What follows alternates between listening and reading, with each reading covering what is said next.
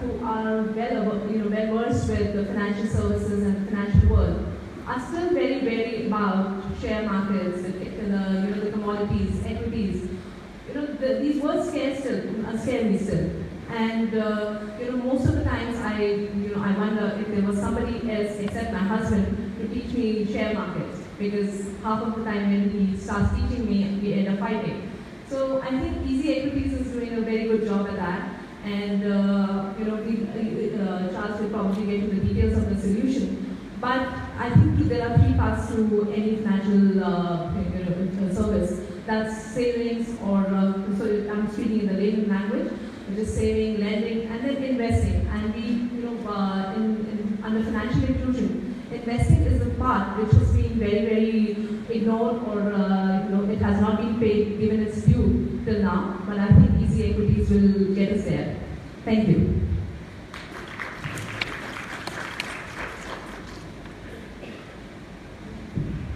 Thank you, Swati.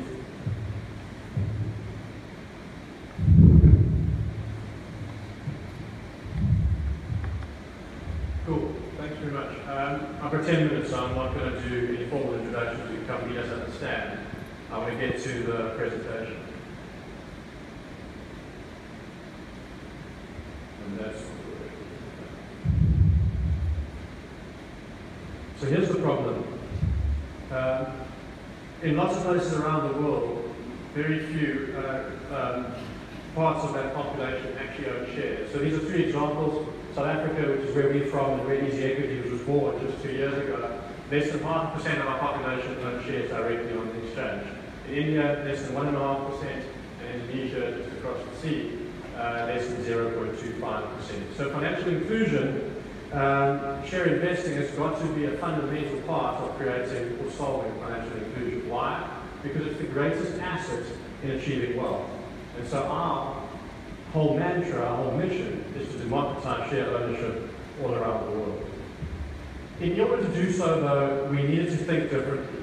The first thing we needed to do, and I've been around stockbroking for 17 years now, and only came up with EasyEquities 2 years ago, is that we have to abandon the strategies that brought us here. Because as Einstein said, the definition of insanity is doing the same things over and over and expecting different results. So the first rule of EasyEquities was abandon failed strategies, and if it's been done before, don't do it. The second part of the business rules were that we had to leverage off disruptive business models that were working elsewhere in the world. And we had to find synergies between what they were doing and how they were solving their problems, and see if we could apply it to investing. And in Amazon we found, why is that happening? Sorry. I didn't do that. Okay. In Amazon, we found share recommendation engines. So when you buy your first share, we tell you about other shares that people buy who buy that share. In Uber, we gave everyone access to a private group broker and made sure that we didn't discriminate based on the customer value, i.e. the customer transaction value, and ensured that every customer was king and felt the same. Whether they had $1 to invest, $100 or $1 million, the service delivery is exactly the same. That's what we learned from Uber. And from Facebook and Twitter, we wanted to leverage the power of the crowd. We wanted investors to boast about their share transactions online, in the places where their friends and communities live. Facebook, Twitter, Instagram, and the like. So everything we do is about sticking to those rules. In order to solve the problems, we needed to abandon minimums. Financial services is just covered with minimums. Minimum trading costs, minimum investment values, minimum platform fees, and data fees. And when you add up all of those minimums, what you do is exclude 99% of the market opportunity.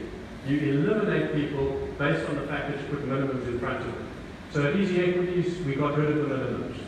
And in the result, what we delivered is a platform that charges 25 cents per $100 invested, no minimum investment amounts, no monthly platform fees, and no data fees. What it meant in the result is that there was no excuse anymore. Everyone could participate based on the fact that there were no more minimums.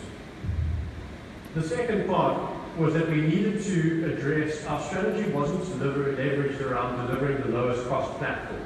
If that was our strategy, we would have ended up at zero, because Robinhood, which is a competitor of ours, charges nothing for transaction fees. But what we wanted to address was affordability. Because when we sat down with our consumers, potential clients, and we asked them what shares they wanted to buy, these were their answers. They wanted to own Facebook, they wanted to own Amazon, they wanted to own Apple. And unfortunately, the biggest brands, the most successful brands, also translate into the most unaffordable share prices. And you can't save to buy Amazon. The savings rates just don't stack up to the equity return rates.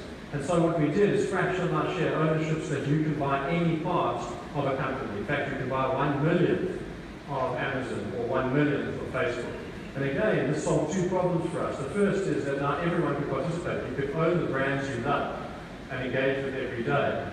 But more importantly, for the asset management industry, we solved the problem of diversification. Now a $100 portfolio could mimic a $1 million portfolio in exactly the same ratios. So a $100 portfolio could include all of those previously unaffordable shares. We needed to make the transaction process easy. And that's easier said than done when you consider the stockbroking community has been doing this for a long time now. And the first thing that we realize is that people don't recognize shares by virtue of their share price. They recognize shares by virtue of the brand. So when you browse for the shares that you want to buy, you're browsing the brands and identifying these companies through their brands and not through their share prices. The second thing that we realized is that people didn't know the value of the shares or the cost of those shares. And so we didn't focus on how many shares we wanted to sell our customers. We focused on how much they had to invest. And we looked after the maths and the background.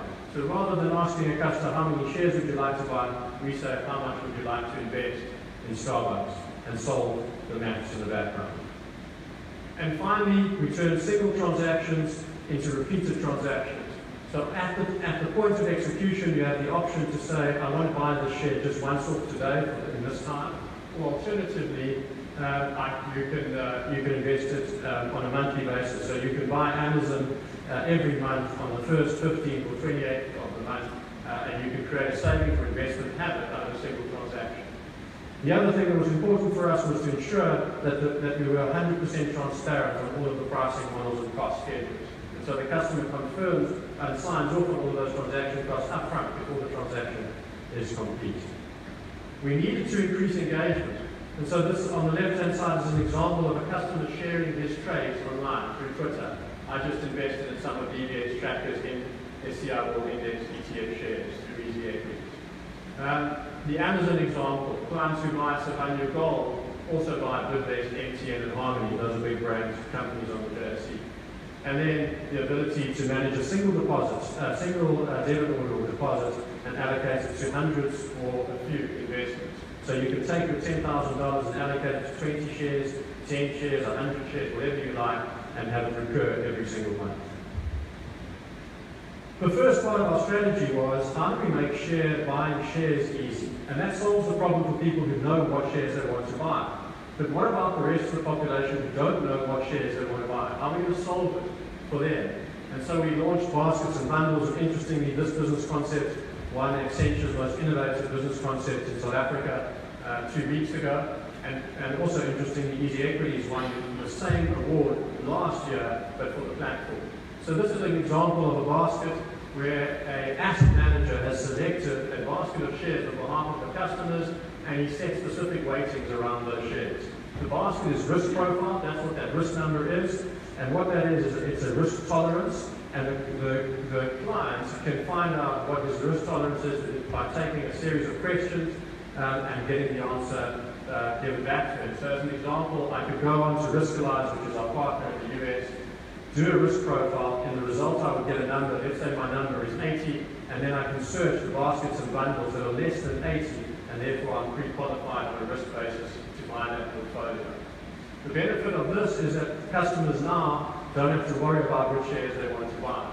But at the same time, staying true to the rules that we created, where we wanted to make it easy, engaging, informative, but also transparent. And so the asset management world would fight this kind of transparency, because in this sits their IP, and they're terrified that customers will run away with their IP. Our experience is, if you make it easy and engaging and affordable, they're not going to steal anything from you. In fact, they can engage and do more of it. So this is how we solve what to buy. Investor education is a key unlock or enabler for financial inclusion. And so we think about it in a very different way. We've got YouTube videos, we run seminars, we do webinars online. We're building a robo-advisory tool to help people govern their way towards their financial goals. We've got a vouchering system which allows people to gift shares to their friends and family, so that you no longer have to buy gifts or toys that have no significant value the minute they're opened. You can give your kids and grandchildren shares instead. We do Facebook Live interviews, we're on Instagram, and we're gamifying the platform so that we can appeal to a younger generation of investors who spend their lives playing games. We want them to play this game, financial investing. Is it working? That's the question. So to give you some context to this slide, in South Africa, prior to EasyEquities, there were only 280,000 stockbroking accounts, retail stockbroking accounts. Since launch, in October last year, we've opened up 42,000 accounts. That's in the result, we've increased the investor market, retail investor market, by 15% in a very short period of time. We've had 8.5 million logins, and that has blown us away because we never modeled the fact that our customers would be so engaged. We thought they'd pitch up and buy shares on a monthly basis. They're actually pitching up every single day. The benefit of that is that if your clients engage with you that frequently, you can speak to them more often. And their buying or investment habits are way better than we've ever seen. They're learning much faster and they are investing more often, depositing small amounts of money whenever they've got it and then investing as a result of that. 751,000 live transactions. We've had 972 million rand invested through the platform. And we've saved South African investors 45 million rand in 2 years. That's about 5% of their asset value. If you compound that over a 30-year period, you get to a number that equals wealth. And so if we eliminate the costs as far as we can and give the customer what he deserves, we uplift their wealth and investment goals. Our ages, 0 to 92, and obviously we're cheating with 0, but what we're saying in that is that parents are opening up kids' accounts and taking responsibility for investing at an early age.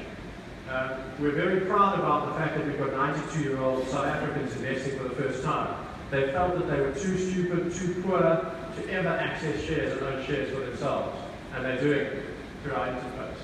We've got 12-year-old kids running portfolios on the platform and developing stories for themselves that in our thinking will result in lots of Warren Buffetts running around 30, 40 years from now. Our median age is 32. The traditional stockbroking market, the average age of a stockbroking account globally is 55 and dying. And so when we launched this platform, lots of people felt that we were going to steal customers away from traditional stockbrokers. We're not. We're empowering a new generation of investors that were born into the financial crisis or grew up with the financial crisis, and they're engaging. And everybody wants to solve the millennial opportunity. Everyone wants to get millennials investing. We're delivering it. We've got our male-female bias is 70-30, and we've got specific strategies of getting that balance to 50-50. Because too many women end up managing their husband's assets when he passes away with no knowledge or understanding of what to do. We've got 4,585 customers under the age of 21, managing around 12,000 rand for themselves. That's the stuff that we get out of bed early for.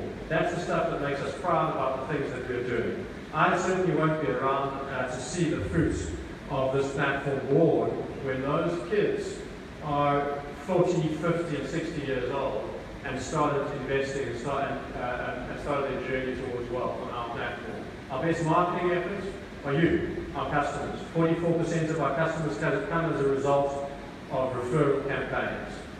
And that's part of being like Uber. What we didn't want to do is spend lots of money on marketing, driving people to an expensive platform. And so we needed our customers to be our marketing force. And the evidence of that is that 44% of them are arriving because of referrals. I'd like to give you a taste of what EasyEquities looks like.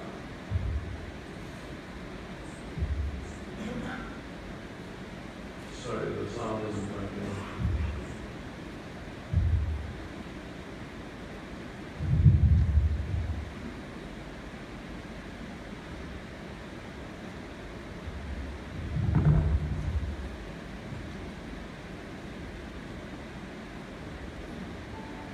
we just made investing for everyone.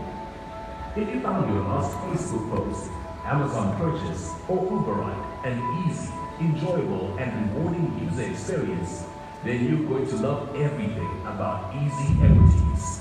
You won't find a cheaper or friendlier place to buy the shares you love. No minimum trade commissions, no monthly account fees, and no unnecessary data costs. So more of your money gets invested in the equities you want to own.